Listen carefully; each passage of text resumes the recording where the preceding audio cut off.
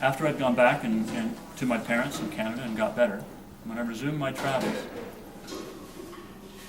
I was on a different kind of journey, and it was quite a journey. I had a near-death experience through going over a waterfall in a canoe. I went across the Nullarbor Desert in Australia, hitchhiking, after the policeman said you shouldn't do that. It was fine.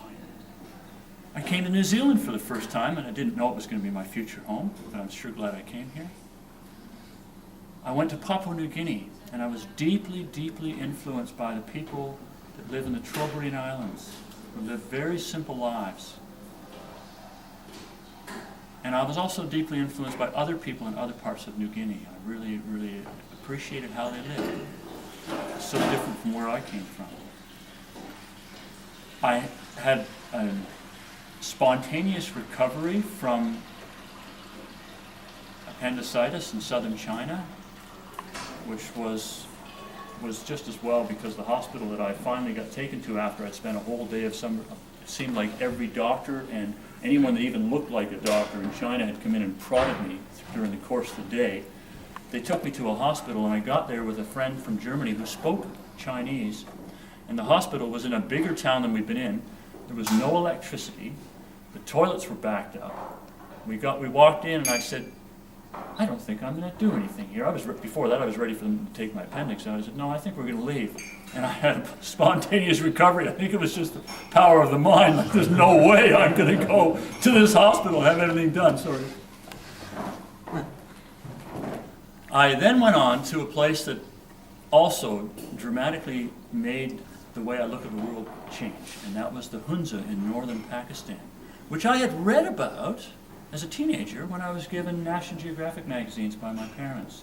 And it was a series of articles written by a man named Dr. Alexander Leaf, who went around the world looking at people who lived long lives. And there were three populations that he focused on.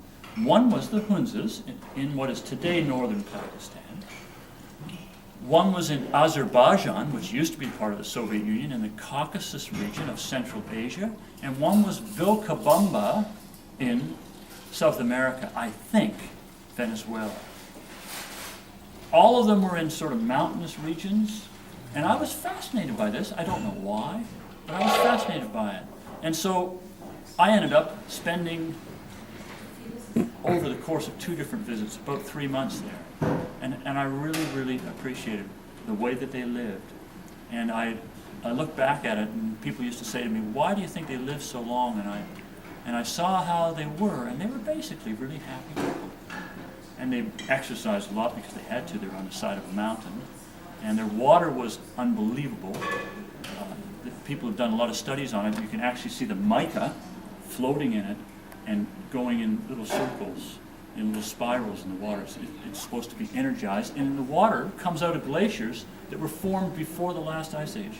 Because it's an alpine desert, they don't actually have much precipitation there at all. So the ice that's feeding those places, the farms that they've built on the side of mountains, which is essentially a desert, that is fed by water that's melting. And the way things are going with global warming, someday they may not have it anymore. But right now they do, and they're amazing people. So what I wanted to do was just to share with you the reason that I wrote the book was because while this journey that I've described in brief was going on, there was something happening that was unexplainable. There were a lot of what I call synchronicities, and I don't know if you know where that term comes from, but Carl Jung, the eminent psychologist, psychiatrist who was